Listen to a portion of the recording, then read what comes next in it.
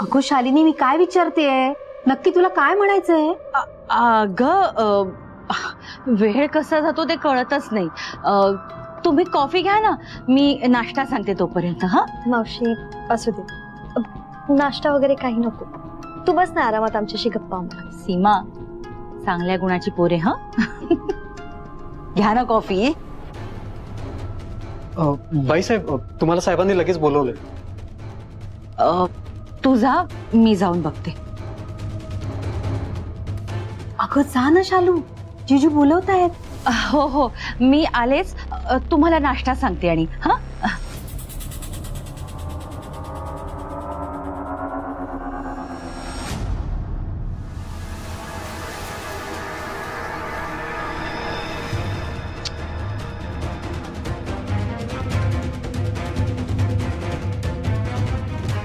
काय हो, काय झालं? इतक्या अर्जंट कशाला बोलावलं मला? सीमा आलीये, तिचा पाहुणचार करायचं सोडून तुम्ही मला बोलावलं म्हणून मी लगेच आले वरती. आणि काय हो, तिच्या समोरच काय सांगता मला तिला बाहेर काढ म्हणून?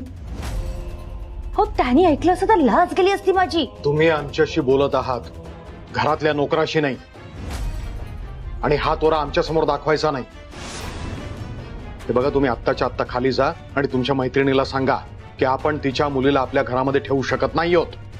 अगदीच तिला मदत करायची असेल तर आपण आपल्या विमेन्स हॉस्टेलमध्ये तिला ठेवूया. अहो पण मी शब्द दिलाय. माझा शब्द या घरामध्ये शेवटचा असतो, माहितीये तुम्हाला. बघा, आणि हे सगळं मी जे करतोय ते फक्त माझ्यासाठी नाही तर आपल्या भल्यासाठी करतोय, आपल्या चांगल्यासाठी करतोय. या उपर तुम्हाला आमचं ऐकायचं नसेल तर तुमची मर्जी.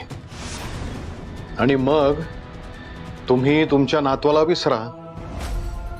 आमच्या इब्रतीसाठी आम्ही काहीही करू शकतो. काहीही म्हणजे काहीही, हे तुम्हाला माहितीये. या उपर तुम्हाला काय करायचं ते करा तुम्ही. आता काय करू मी?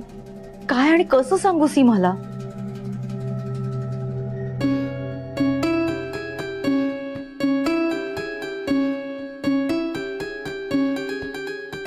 का वेळ झाला? काय करते ही शालू कोणाच ठाऊक. इतक्या वर्षांनी मैत्रीण आलीये, पण तिला आहे का त्याचं काही? मैत्रिणीची किंमतच नाहीये. जणू काय मोठीच मोजतीये वरती बसून. काय घर आहे? आई अगं, हा सोफाच असेल ना कमीत कमी 1.5-2 लाखांचा. भारी घर आहे. बघितलंस ना किती किती महागड्या वस्तू आहे त्या घरात. शालिनीची तर ना लॉटरीच लागली बघ. अगो ऐश्वर्यात लोळतीये नुसती.